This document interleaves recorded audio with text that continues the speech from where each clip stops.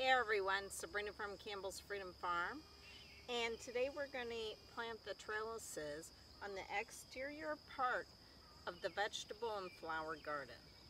And on this one, and I can't believe it's still standing, it was a DIY project I did like 4 or 5 years ago. I don't even know how old it is, but it's one of those trellises that you don't want to even bump.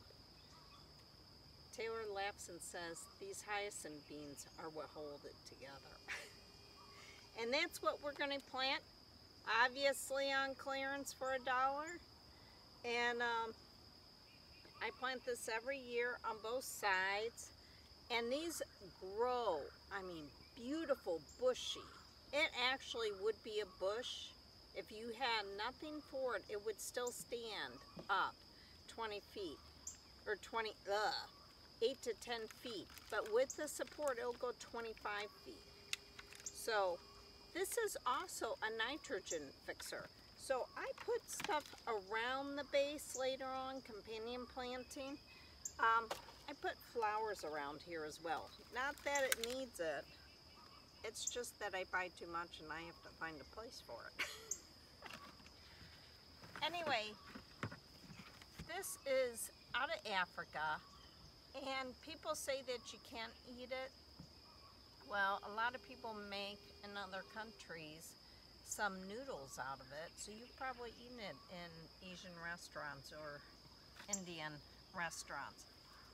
Would I let kids eat it? No. No. Actually, I don't know if you know, but raw beans are poisonous. Just not in a higher quantity that would do some harm. I guess if you ate a whole bunch. But they're the same way. Their quantity of poison to us is just stronger.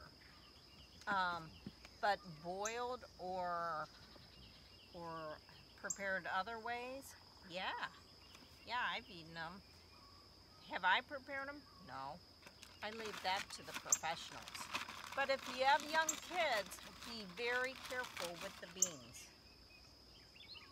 Okay, even though it fixes the nitrogen, I'm still giving it Epsom salt.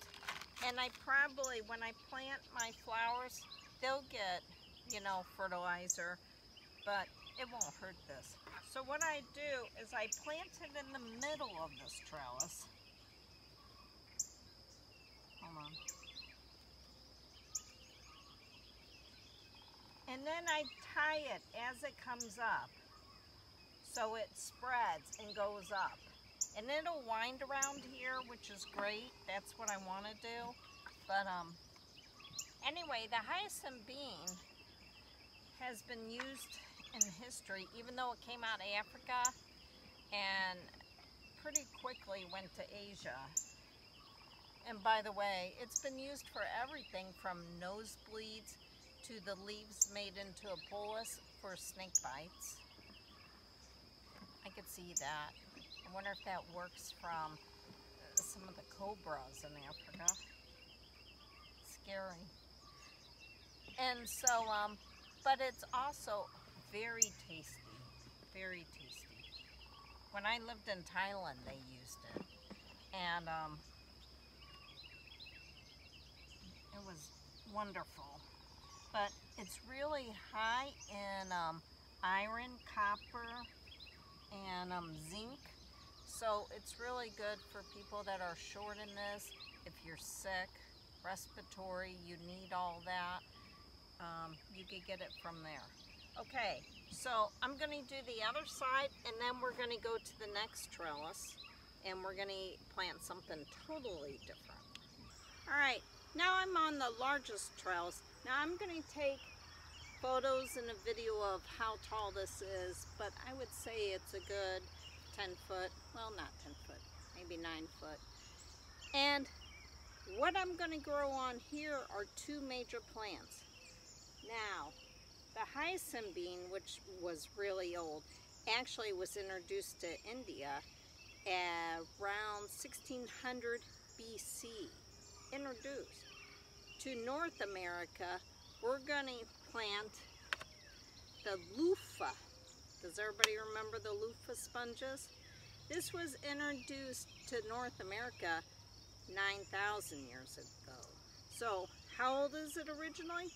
I don't know, both old. But I'm going to pair it with the long bean.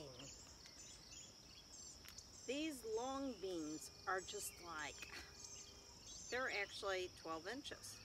So, but both of them will go over this whole thing. So the plan is that you just come along and you can pick them, except we're too short. Well, Taylor's tall, I'm not. But it's a spectacular view. I mean, as they grow up. My only concern is I planted these cherry tomatoes here along this fence. I'm going to put the long bean here so it doesn't stop the sun from coming to this tomato plant. And I could keep the leaves away, you know, up to here, and then let it go, because the sun comes this way. So I'll put the loofah on this side. Now on this side, it's going to be all loofah. Well, I'll put one of the long beans, but the whole thing's great. So I have to tell you about the loofah, but let me plant this first. I've already prepared the soil so that it was quick. I still can't talk and plant.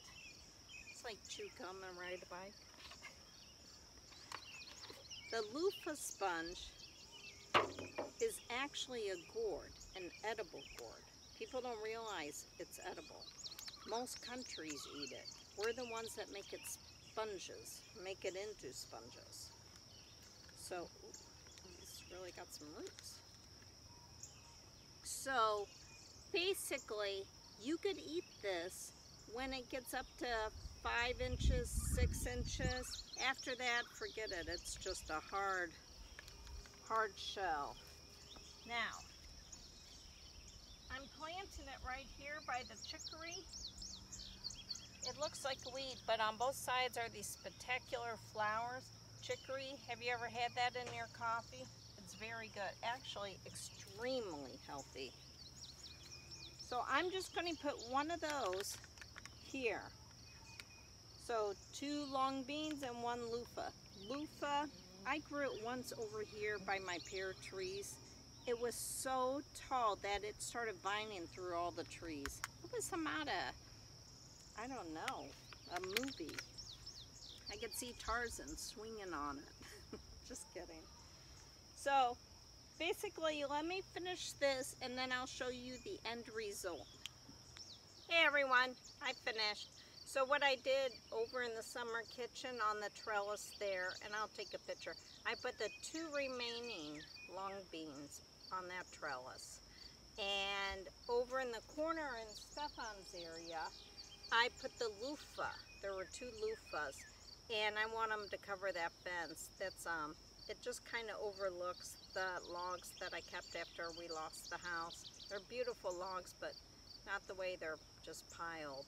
So the care of a loofah, just like a squash, heavy feeders, pests love them.